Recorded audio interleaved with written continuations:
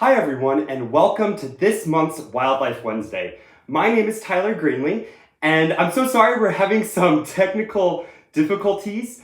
This is my first time running Wildlife Wednesday all by myself, and I'm super excited to be here, and so sorry about those technical difficulties. Once again, my name is Tyler Greenlee, and this is episode 57 of our Wildlife Wednesday series, which is pretty exciting.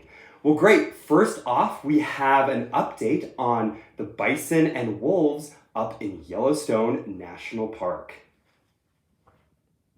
July through September is the time bison gather in the green valleys to court and breed. It's the time for the annual bison rut. During this time, bull bison court females by tending them and roaring. Tending is when bull bison guard one individual female at a time, versus a heron is when a male guards many different females, which is seen in elk but is not often seen in bison.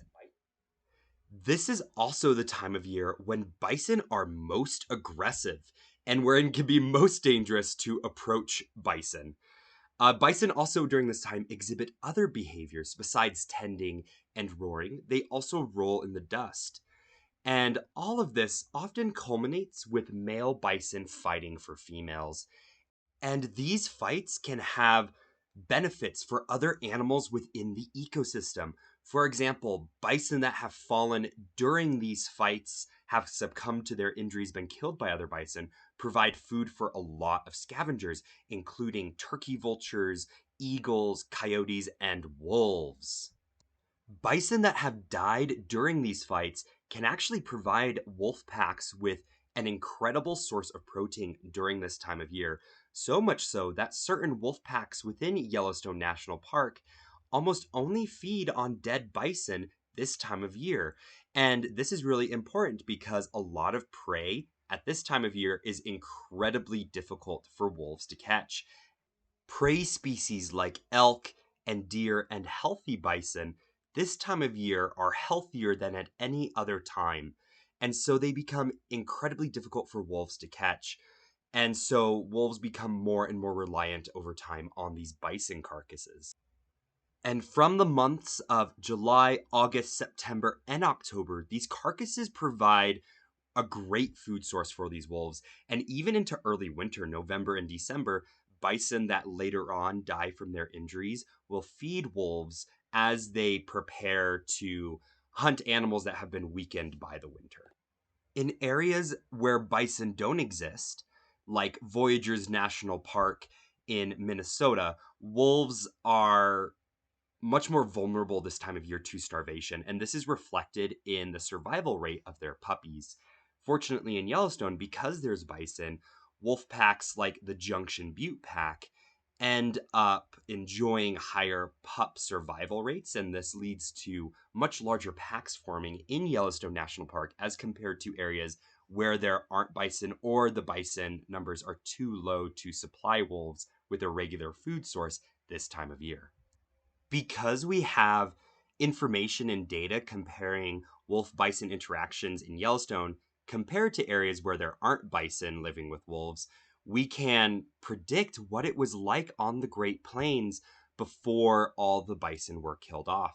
It's likely that on the Great Plains of North America, when there were 60 million bison roaming, those bison provided a really great food source for wolf packs out on the Great Plains.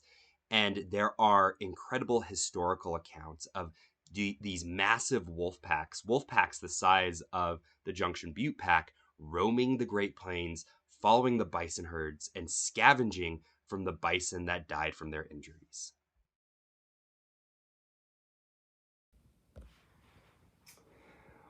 Well, awesome. Looks like my camera's shifting. I'm just gonna move it back here. There we go.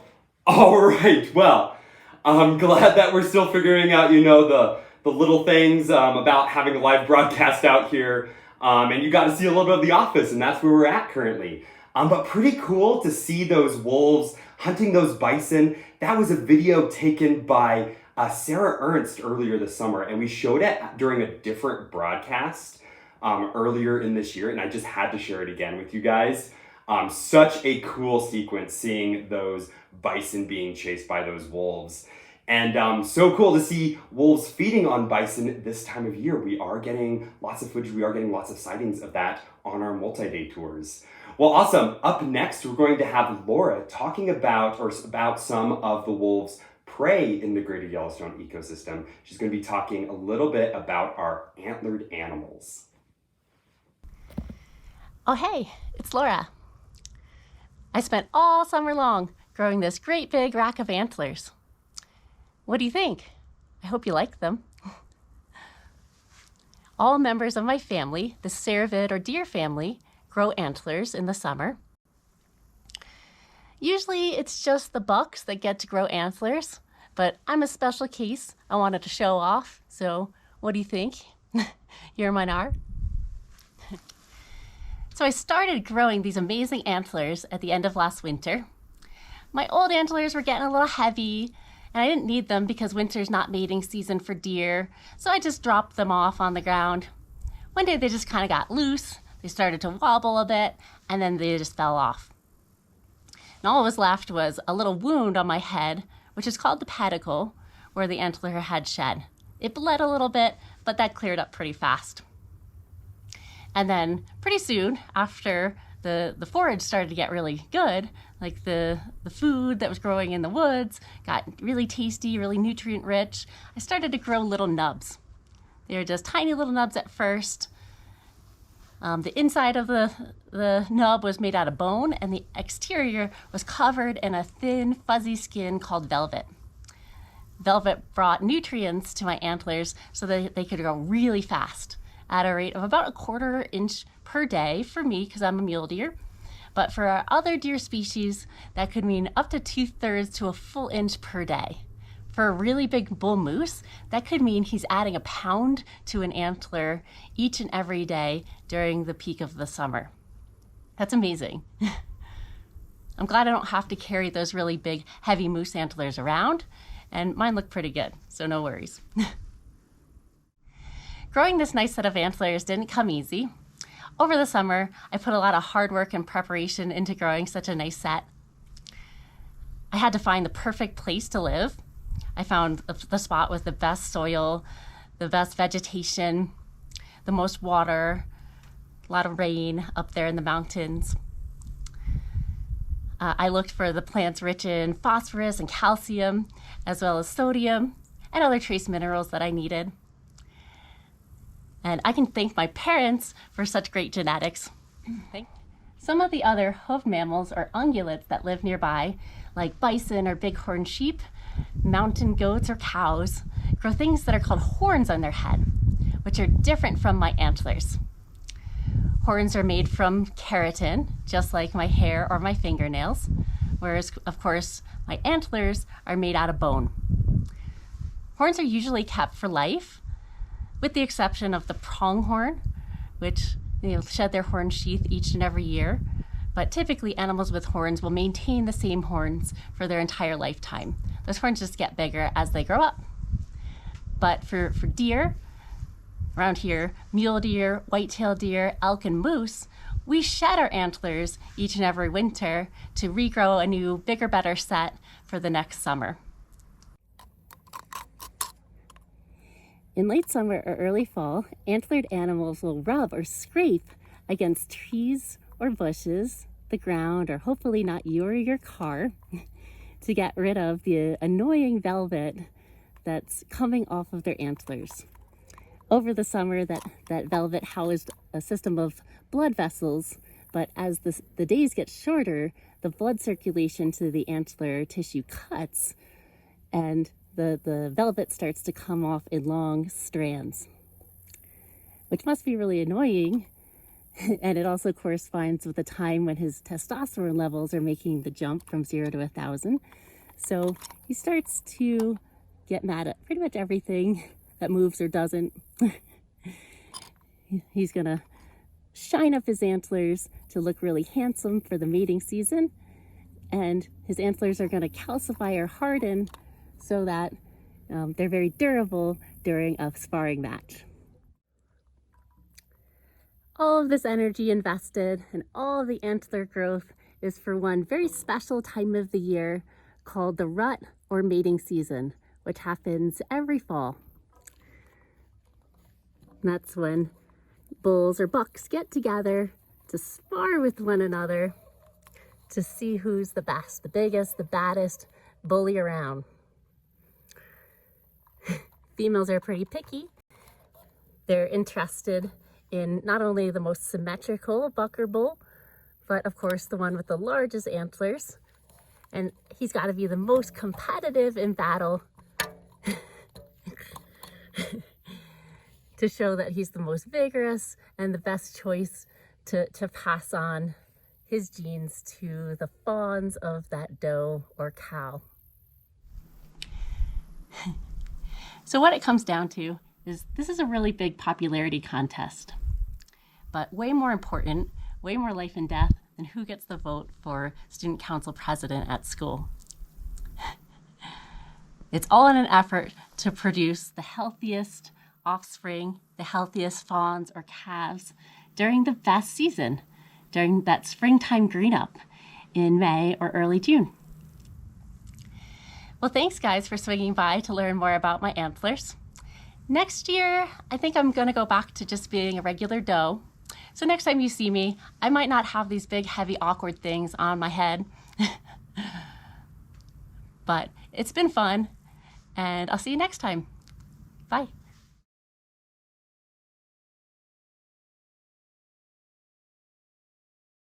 To us about antlers. That was super great. Laura is one of our most senior guides at the company. She's been working for us for about 22 seasons and has, just a plethora of knowledge. And so thank you, Laura, so much for talking with us about antlers.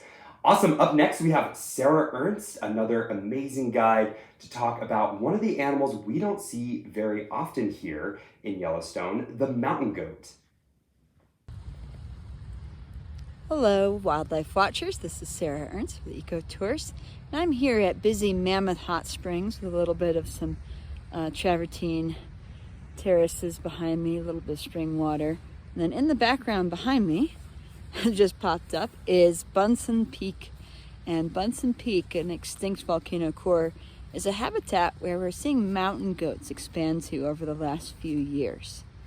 Mountain goats are a non-native species to the greater Yellowstone ecosystem as far as we can tell based on the fossil record and the Native American knowledge and the diaries of the beaver trappers and gold miners in this area. They were introduced to nearby mountains in the 1950s and 60s and now are found in both Grand Teton and Yellowstone national parks. Looking at the DNA of mountain goats, we think they may be more closely related to the muskox we have up in the Arctic, as well as the chamois over in Europe, than they are to the actual goats that we have as domestic animals here in the United States. Mountain goats follow a similar pattern to the other hoofed animals here of giving birth in May and June, when the snow has melted and the young plants are at their most young and tender, easy to digest. And the females will give birth alone up on the mountain slopes. Later on, though, will join larger herds, sometimes of just a few individuals, sometimes several dozen, and will raise their young together during their brief mountain summers. The breeding season for mountain goats is in November, December, and typically they'll have one young and give birth every other year. They're not going to necessarily give birth every year as most of the elk do. At Eco Tours, mountain goats are a special treat for us to see, as they're not normally seen from the ground in Grand Teton National Park and in southern Yellowstone. We do see mountain goats sometimes in winter in the Snake River Canyon, and we see them pretty frequently in Yellowstone when we are on multi-day trips, as I am today, along the slopes of the Beartooth and Absaroka Mountains, although increasingly we've been finding them here in the Mammoth Hot Springs area on occasion too. We also have bighorn sheep here at Mammoth Hot Springs, both male and female. And the female sheep are often mistaken for mountain goats because they have slender, pointed horns, similar in length to a mountain goat's. One easy way to tell them apart, though, is the mountain goats are going to be a creamy white, think kind of polar bear white, and the bighorn sheep are going to be a light tan. Although sometimes they will bleach out in the sun and be pretty pale looking, but they won't be that snow white of a mountain goat. This is Sarah Ernst up at Mammoth Hot Springs for EcoTour Adventures, signing off. Thank you, Sarah, so much for talking with us about mountain goats. They're an animal we don't see very often out here in the parks. Occasionally we see them on multi-days up in Yellowstone National Park. And there are mountain goats down in the Tetons, but we don't see them ever. I've never seen them in 4 years. And so pretty cool that we were able to get some great footage. And thank you, Sarah, for updating us on the mountain goats. Well, up next, we have kind of a special video. We actually have a video from our owner, Taylor Phillips. And it's just kind of to introduce himself. There's a possibility that one day he might join us on one of these broadcasts, which would be great. And so this is kind of an introduction to who Taylor is and to a little bit more about what EcoTour Adventures is as a company.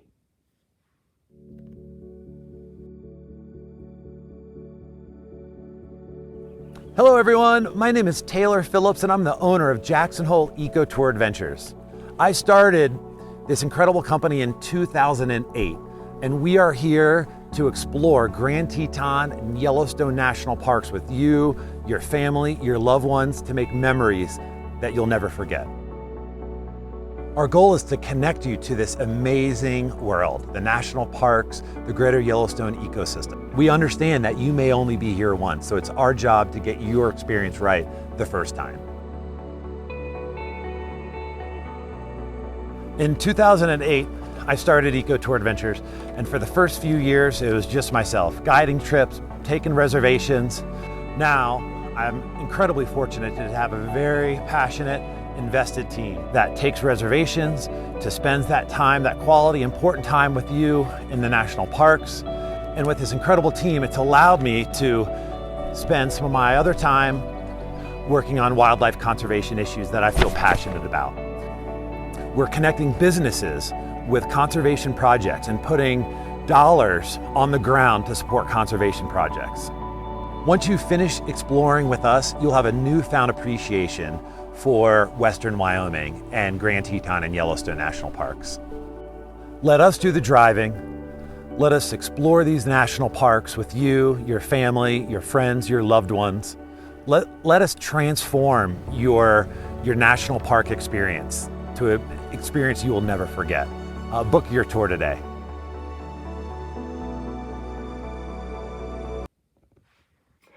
Well, thanks, Taylor, for that quick little intro. Always great to hear from the boss. Well, awesome, guys. Our next segment for this broadcast is my second favorite section, which is the trivia question. And Tenley's not here to call me Trivia Master, but I like to think of myself as the Trivia Master for this broadcast. But before we get to last month's and this month's question, we're going to go over our sponsored item of the month, which are some jackets from the EcoTour Adventures online store. And so the weather here is already getting cold. We already have some fall colors and it's definitely colder here, especially in the mornings when we're out on tour. And so pretty crazy to see the season changing so quickly. It's only the first week of September and already I'm needing to put on a jacket for tours. And so if you are in need of a new jacket for this fall or winter, feel free to go check out our web store. And it's actually pretty cool. All of our proceeds on our web store actually go back to the guides and the employees who work at EcoTour Adventures. And so when you do buy something from this web store or when you donate to EcoTour Adventures, it actually goes back to the guides, which helps support the guides that are taking the videos for this broadcast. And so if you enjoyed those wolf videos, those mountain goat videos, feel free to check out our web store there. Well, enough of that. we're gonna go ahead and look at last month's trivia question before I give you guys all a new question. All right, so last month's trivia question, if you guys remember, ooh, looks like we're having an issue with our video. So I remember it, and so I'll give you guys the answer and everything. It was, how do you tell the difference between a male and a female bison? And there were a couple of options there. One of them was the head size, the shape of the horns. Females have C horns, males have L-shaped horns, and body size. If you answered any of those questions, then you answered correctly. And if you answered correctly, then you get a shot at our free item of the month. Whenever you answer a question correctly for trivia, you do have a chance to win a free item from our web store. So good job to everyone who got that question correct. Pretty great. Awesome. Well, let's see if this video works. It seems like we're having some technical difficulties this month, but here we go. Let's see if our video works for this month's trivia. There it is. It is working. Sweet. And so this month's trivia question is, how many calories does a bear need to eat a day for hibernation? And then to clarify that, this is during the fall when they're in hyperphagia. All right. And so in the comments below, feel free to give your best answer.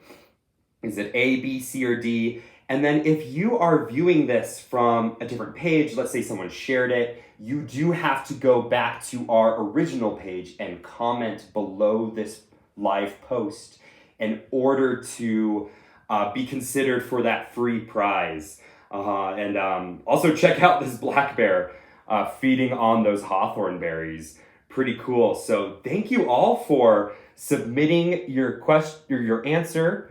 I can see lots of answers coming in, which is pretty exciting. And so give us your best guess, and I'm excited to review them later on. Well, sweet guys. So now it's my favorite, and I think Tenley, she would agree with me, our favorite section of Wildlife Wednesday, which is the question and answer section. And I've been seeing some questions come in. I've been looking at them in the comment section in between videos. And to show you guys how this works, you might have noticed I've been looking down, and that's because I am operating this show using this iPad here. And so I can read all of your comments on this iPad here. And so I'm just gonna scroll to the very top, and I'll go through and see what questions there are. I know that there was one, here it is, about bears. All right, so here it is. Jean asked, I recently read that black bears shed their paw pads. Is this true? Do grizzlies shed their paw pads as well?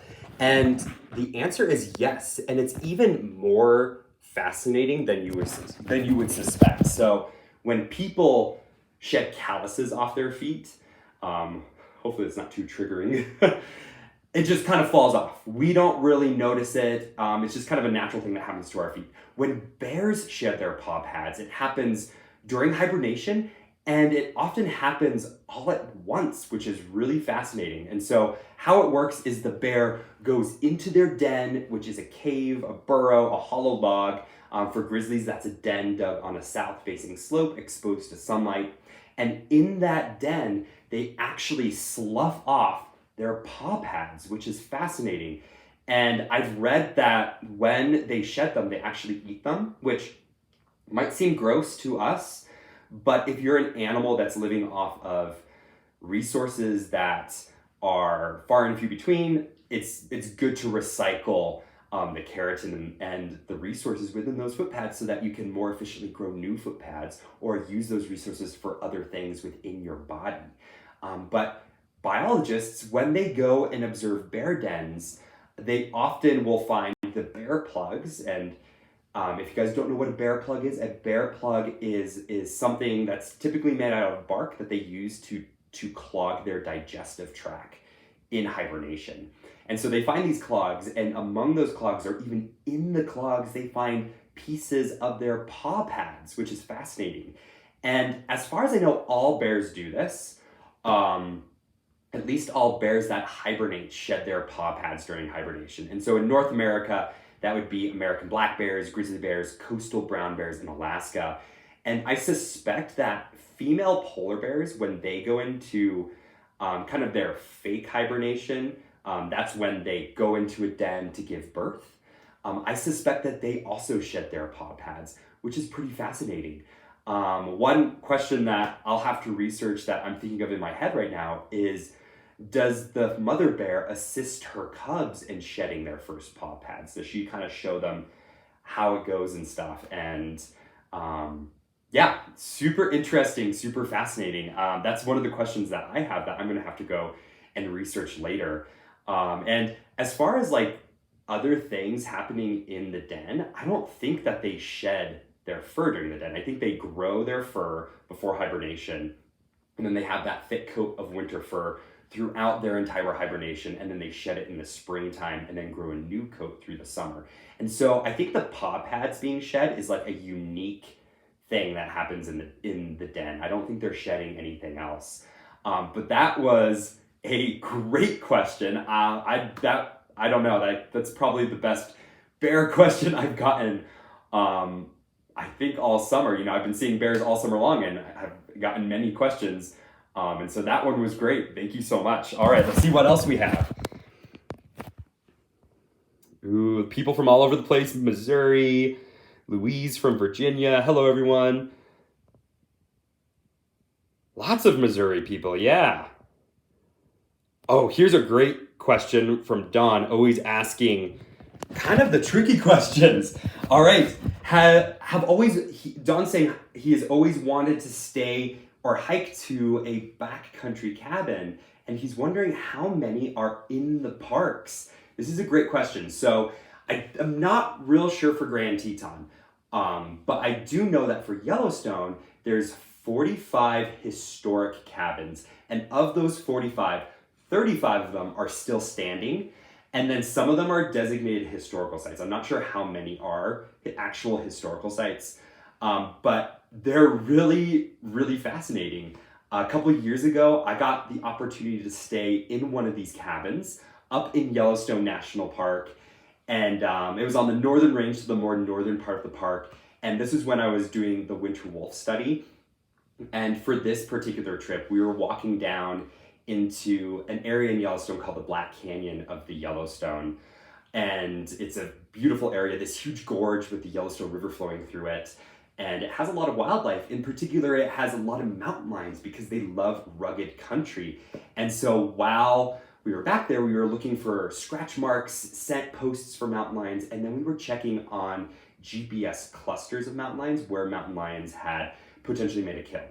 And so to do that, we went down into the canyon and spent a night at a backcountry cabin, and it was so much fun. A lot of the cabins are incredibly rugged. This one they don't have running water. They have outhouses for bathrooms, and so it's not like a luxury cabin that you would imagine, but there's so much historical items within these cabins. It's pretty fascinating.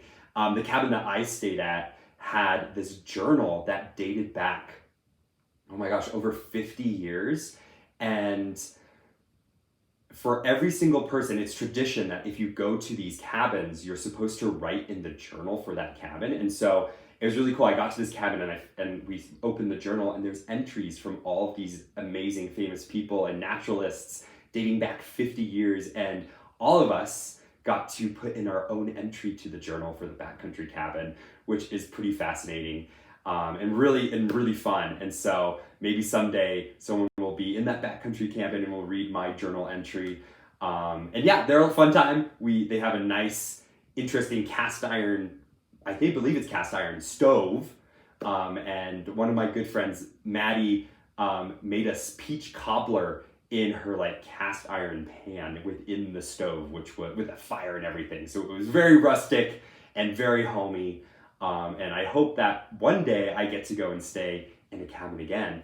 There's a couple cabins in Yellowstone that are really remote, and some of them are reserved for guests to stay in Yellowstone. So an example would be Peel Island, which is an island in the middle of Yellowstone Lake. There's a cabin there, and various celebrities and presidents have stayed at that cabin, kind of guests of honor to Yellowstone, and you have to be boated out there, which is pretty incredible. Imagine staying in the middle of Yellowstone Lake, which is almost like an inland ocean, in a rustic backcountry cabin. Pretty amazing. And that cabin, because I think they have guests that are a little bit more high-end, I believe that cabin does have like running water and stuff. But really fascinating. And a lot of people who stay at backcountry cabins have these insane stories about their wildlife encounters and just being so far away from civilization with no contact at all. It's pretty incredible. Some of my friends have stories of porcupines trapping them inside outhouse bathrooms in the backcountry, which is pretty hilarious. And so really, people come back from backcountry cabins with incredible stories. So thank you, Don. Great question. Let's see what else we have. Ooh, we have a question on a prehistoric animal, which if you're new here and you don't know me very well, you should know that I really love fossils and I love prehistoric questions about the past and everything. And so this question is by Mark, and he's asking, did prehistoric giant short-faced bears live in the Yellowstone region? Are there any remains in museums or elsewhere? Were they in Yellowstone, Grand Teton? Well, to answer that, they probably weren't in Yellowstone, and there's a very specific reason why that is so, but they could have been in the Tetons. And so the fossils of giant short-faced bears, and if you guys don't know what a giant short-faced bear is, it's this giant prehistoric bear that had incredibly long legs and a shorter face than modern bears. It wasn't as short as like a bulldog, but some people compare it to like a bulldog face, even though it wasn't not that extreme. It had incredibly long legs and lived across North America during the Pleistocene epoch. And so that would be about 250,000 years ago to about 11,000 years ago. And it ranged from Florida, California, and Texas all the way to the Yukon. So pretty much the entire North American continent. There's even evidence of it extending its range down into Mexico. And for its time, it was the largest mammalian carnivore in North America, with some estimates of it weighing up to 950 kilograms, which comes up to over 1,500 pounds, which is bigger than any other bear currently living in North America. So huge, massive, probably omnivore. There's a lot of debates about that. Did it live in Wyoming? Yes, it did live in Wyoming. There's actual evidence of that. There are fossils that have been found in a cave called Natural Trap Cave in the Bighorn Mountains of Wyoming. And those fossils have been taken from Natural Trap Cave, and you can now view them in Casper, Wyoming at the university there. And so if you ever find yourself in Wyoming, let's say you're traveling, road tripping across Wyoming, you can stop in Casper and go to the fossil museum there. And I've been there. It's really fascinating. They have woolly mammoth fossils and saber-toothed cats and giant short-faced bears. Another great place to see giant short-faced bear fossils is what's it called? Mammoth Site, I believe it's what it's called, in South Dakota, which is near Rapid City. But very cool. As far as Wyoming, they definitely lived in Wyoming. They probably didn't live in Yellowstone. And the reason for that is because during the last ice age, Yellowstone was almost completely covered in glaciers. And glaciers are not great habitat for giant bears or really any other Pleistocene ice age mammal. And so there are not really any fossils from Yellowstone from the Pleistocene because it was covered in glaciers. But about half of Grand Teton was free of glaciers, and so it's possible that giant short-faced bears lived in Grand Teton during the last ice age. And I would suspect that they did, just considering the different habitats and the habitat variety that they've lived in. I mean, they've been found in areas that would have been swamps, deserts, tundra, mountains. And so I suspect that they probably did live in Grand Teton, even though we don't have any direct evidence of that. But I believe that they have enough like habitat variability within their ecology that they would find Grand Teton a suitable place to live. And I mean, there's enough open habitat here. They were probably an open country specialist, not really living in forests. One thing that's interesting about the giant short-faced bear is they seem to have disappeared around the time that grizzly bears colonized the lower 48s. And so grizzlies are a relative newcomer to North America. They were in Alaska during the Ice Age, but they weren't south of Alaska during the Ice Age. They weren't south of the giant ice sheet. There was a barrier there. But when that ice sheet melted, the grizzly bears came south, and as they came south, the giant short-faced bears kind of disappeared. And so there's a lot of people that suspect that competition with modern-day grizzlies was one of the contributing factors to this giant short-faced bear's extinction. And so really interesting question. Maybe the ancestors of grizzly bear 610, grizzly bear 399 met the giant short-faced bear and competed for the same food source during the last ice age. Really fascinating. But thank you for that question. Really great. Let's see what else. Ooh, here we go. So this question is also by a different Mike though. And the question is, how many wolves do they, I believe, protect or project that are in Yellowstone? So I believe this question is about the wolf population within Yellowstone National Park. The wolf population has fluctuated over the years. Wolves have been in Yellowstone since 1995. And since then, their natural population after peaking has fluctuated depending on prey resources.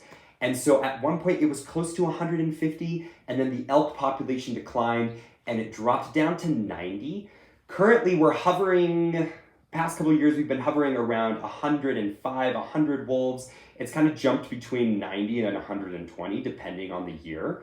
And a lot of those fluctuations have to do with natural occurrences, just the ebb and flow of pack numbers. Packs change in number almost every 6 months or so, which is pretty fascinating, just as new individuals leave the pack, as new individuals are born, and sometimes as new individuals join different packs. And so the pack numbers out here are dynamic, and sometimes we do have wolves that leave Yellowstone, and that can affect the number too. So a good example is my first year guiding out here, we had the Heart Lake pack in Yellowstone National Park. They were kind of in the southern part of Yellowstone. Really hard to see. I only saw them once in the middle of the night, and I mean, they lived in a super remote area. They eventually left Yellowstone, and so they're no longer living in Yellowstone. And so that also contributes to park numbers, is when packs or individual wolves disperse and go to different habitats and leave the national park. And so currently we have about 100 wolves within Yellowstone. I don't know the exact number, but usually it's around 100. And earlier this year, it was I think it was 98. But I'm not sure currently what it is. And that's because some of those wolves might have died. We don't know how many pups have been born either yet. And so that number will come out later. And also the 2022 Yellowstone Wolf Report has not been released yet. One thing that's fascinating with me is in regards to wolf population dynamics is a lot of these packs seem to go through boom-bust cycles. And this is not something that I've read in the literature. This is just something that I've observed on my own. Packs will sometimes be very large, and then for reasons maybe lack of food or disease or even hunting will cause the pack to decrease, and they'll have less pups, and then the next year they'll increase again, which I find is really fascinating. And so a lot of the packs that have been large in the past, like numbering 20 or even 20 plus wolves, like 8 Mile Wapiti pack, their numbers are currently lower than what they used to be. So Wapitis, I believe, around 10 wolves, 8 Miles around 8 wolves, not including pups. And so those packs have decreased in numbers. And so all of that contributes to wolf populations in Yellowstone. Yellowstone's a really big area. And whenever I say 100 wolves, people are always like, that's so few. And it is true. And wolves are a top carnivore, and so they live at incredibly low densities, what's even crazier is that Yellowstone has one of the highest population densities for wolves in the world, not just North America, but the world, because of the high amount of prey that's here. And so in other areas, there's even less wolves for the same general size of Yellowstone. A good example is Denali National Park. That's over twice the size of Yellowstone, and it has, I believe, 60 wolves, even though it's twice the size of Yellowstone. And so the things that are influencing the populations of wolves and how many wolves are protected within the park depends on what's happening with the packs, the pack dynamics that are occurring, and then prey availability and how densely packed their prey is in together. And so, great question. I feel like sometimes we get these questions that are pretty straightforward, and then we kind of talk a long time about them. And so hopefully that gives you guys some good background information on the wolf population in Yellowstone. Awesome, let's see what other questions we have. Ooh, this is a great question, Dawn. At what temperature is intolerable for mountain goats? Oh my gosh, this is a great question. And so to start out, I'm going to say I don't know for sure. And if you guys are wondering what we mean is a lot of animals have temperature thresholds that they cannot tolerate beyond. And so a good example is humans. Like a human without clothing cannot survive in like 45-degree weather. We would freeze to death. And then I think I read recently, we're having these heat waves come through the south. A human can't survive heat or hot temperatures of like 115 for like more than 6 hours without dying of heat exhaustion or something like that. And so that's kind of what we're talking about. We're talking about that, but for animals. And so for some animals like moose, they have a very low temperature threshold. What that means is that when temperatures get into the 90s or even the 80s, moose suffer because they cannot stand those temperatures. They overheat and can have heat exhaustion, and they don't go about their normal activities when temperatures are that hot. And so we're asking if there is something similar in mountain goats. I would suspect yes, and that's because mountain goats are definitely a high elevation species and a high latitude species. What that means is they occur far north, and they're only found in North America, so they're found far north in North America at high latitudes, and they tend to be found at high altitudes. In comparison, bighorn sheep, I would suspect, have lower or have higher tolerance for hot temperatures because they often live in desert environments and at lower elevations. But that is for modern days. One thing that's interesting, going back to the fossils that in our fossil record, is that mountain goat fossils have been found all the way in Mexico, pretty far south in Mexico, in fact. And so it's possible that there was a variety of mountain goat that was at one point more tolerant to the heat. It's found in the Grand Canyon. If you've ever been to the Grand Canyon, the temperatures there fluctuate quite dramatically. And so I would suspect that in the past, mountain goats were more tolerant to temperature fluctuations than they are today. And it's possible that mountain goats have become more specialized for their habitat in response to the extinction event that happened at the end of the last ice age, which drove them to high alpine and high latitude areas. They seem to become more specialized in that area, when in the past, maybe they weren't so specialized. I will say that physiologically, animals within the cattle group, so that would include bison, sheep, goats, tend to be more temperature tolerant than other hoofed animals. Like a good example is deer. Deer of many different species tend to have temperature thresholds that they can't go beyond. A good example would be moose. Another example would be elk. White-tailed deer, on the other hand, is an exception. They can live in the rainforest and they can live in the boreal forests where they get 4 feet of snow. But generally speaking, deer tend to be less tolerant for temperature extremes. And it has to do with the way their body insulates itself and the way their fat is made.